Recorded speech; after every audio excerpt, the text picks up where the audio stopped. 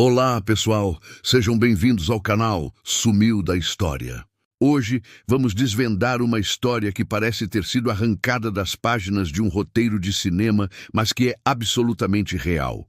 Uma história de fé, poder e silêncio. Imaginem a cena. Um incêndio terrível, fora de controle, ameaçando destruir uma cidade inteira. As pessoas correm em pânico. O calor é insuportável. A fumaça sufoca. E no meio desse caos, uma mulher se ajoelha, começa a orar, e o fogo simplesmente para. Para como se tivesse encontrado uma parede invisível. Um milagre testemunhado por centenas de pessoas. Agora imaginem que depois de um evento tão extraordinário, a instituição mais poderosa da época, a Igreja, em vez de celebrar essa mulher, proíbe que seu nome seja sequer mencionado. Por quê? Que segredos estavam em jogo para que uma heroína fosse apagada da história? É exatamente essa pergunta que vamos responder hoje.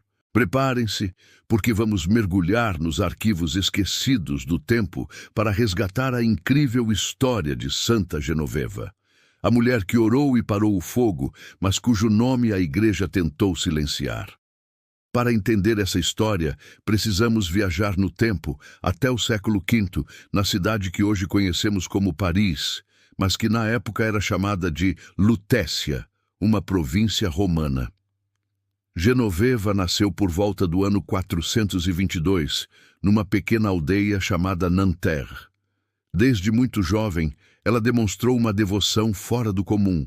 Aos 7 anos, encontrou São Germano de Auxerre, um bispo influente que, ao passar por sua aldeia, notou algo especial na menina. Ele a abençoou e previu que ela dedicaria sua vida a Deus. E foi exatamente o que ela fez. Aos 15 anos, Genoveva fez um voto de virgindade e se consagrou à vida religiosa, mesmo vivendo fora de um convento, o que era incomum para a época. Ela se mudou para Lutécia e rapidamente ficou conhecida por sua piedade, suas longas horas de oração, jejuns e, principalmente, por seus atos de caridade. Ela cuidava dos doentes, alimentava os famintos, e sua sabedoria e calma inspiravam todos ao seu redor. Mas em uma época de instabilidade, com o Império Romano em declínio e invasões bárbaras se tornando constantes, a fé de Genoveva seria testada de formas que ninguém poderia imaginar. Foi nesse cenário de medo e incerteza que ela se tornou a rocha e a protetora de Paris, muito antes de qualquer rei ou exército. O ano é 451. O pânico se espalha pelas ruas de Lutécia. A notícia é aterrorizante. Átila, o Huno, conhecido como o flagelo de Deus, está marchando em direção à cidade com seu exército implacável.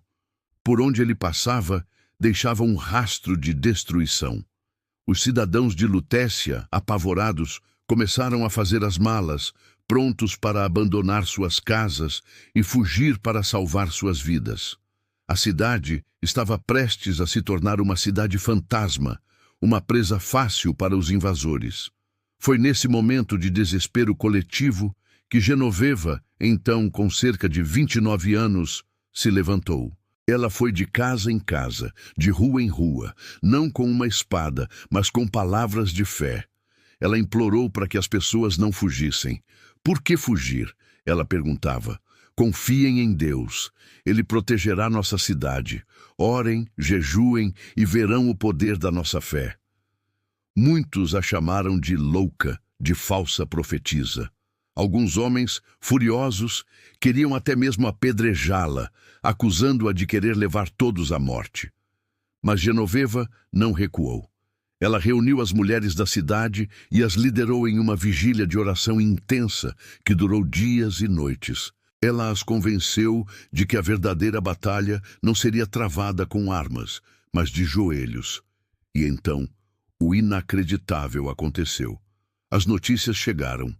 Átila, sem nenhuma explicação lógica, desviou sua rota e marchou para longe de Lutécia, poupando a cidade. Foi o primeiro grande milagre público de Genoveva. Ela não era mais uma jovem piedosa. Ela era a salvadora de Paris. Mas a história que nos trouxe até aqui, o evento que define o mistério em torno dela, ainda estava por vir. E é ainda mais impressionante.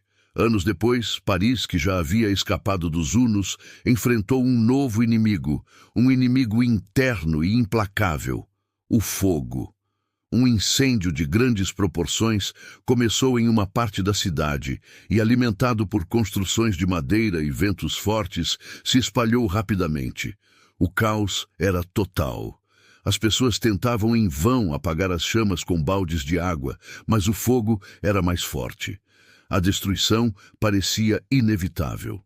Mais uma vez, quando toda a esperança parecia perdida, o povo correu para buscar Genoveva. Já idosa, mas com a fé inabalável, ela foi levada até o local. Enquanto todos ao redor corriam desesperados, Genoveva fez algo que deixou todos perplexos. Ela se ajoelhou em meio ao pânico, a uma distância perigosa das chamas, e começou a orar. Testemunhas oculares, cujos relatos foram passados de geração em geração, contam que, à medida que ela orava, algo extraordinário aconteceu. O fogo, que avançava com fúria, simplesmente parou. Parou abruptamente, como se uma muralha invisível tivesse sido erguida diante dele. Diante de centenas de pessoas, Genoveva havia mais uma vez salvado a cidade. Um milagre dessa magnitude deveria ter colocado Genoveva no mais alto pedestal da igreja, certo? Errado. E é aqui que a nossa história toma um rumo inesperado e sombrio. Após sua morte, por volta do ano 502, a devoção popular por Santa Genoveva explodiu. O povo a amava, a considerava sua protetora, sua santa padroeira. Relíquias associadas a ela eram veneradas, e muitos outros milagres foram atribuídos à sua intercessão ao longo dos séculos. Mas, dentro da estrutura oficial da Igreja, algo estranho começou a acontecer. Apesar de sua popularidade inegável, o nome de Genoveva começou a ser sistematicamente omitido de certos registros e liturgias oficiais. Em alguns períodos, houve uma proibição velada, uma ordem não escrita, para que seu nome não fosse invocado em cerimônias importantes. Mas por quê? Por que apagar o nome da mulher que parou o fogo e salvou Paris 2 vezes? A resposta está no poder e no controle. Genoveva era uma mulher, uma leiga, que não pertencia à hierarquia clerical. Seu poder vinha diretamente de sua fé e da sua conexão com o povo.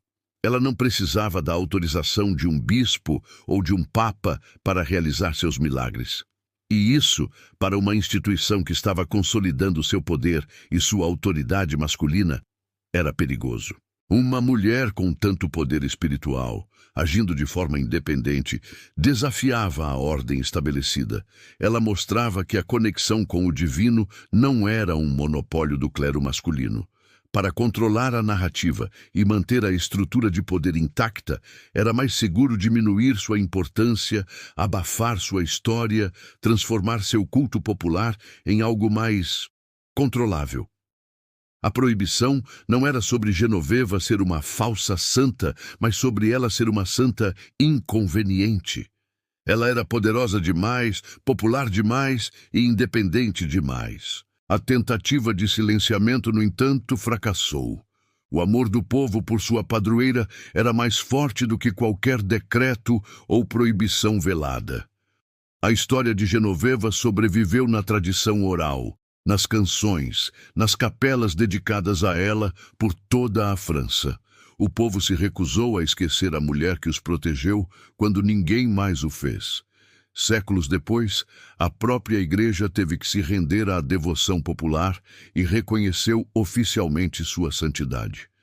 Hoje, Santa Genoveva é a padroeira de Paris, um símbolo eterno de fé e resistência. A história dela nos ensina uma lição poderosa.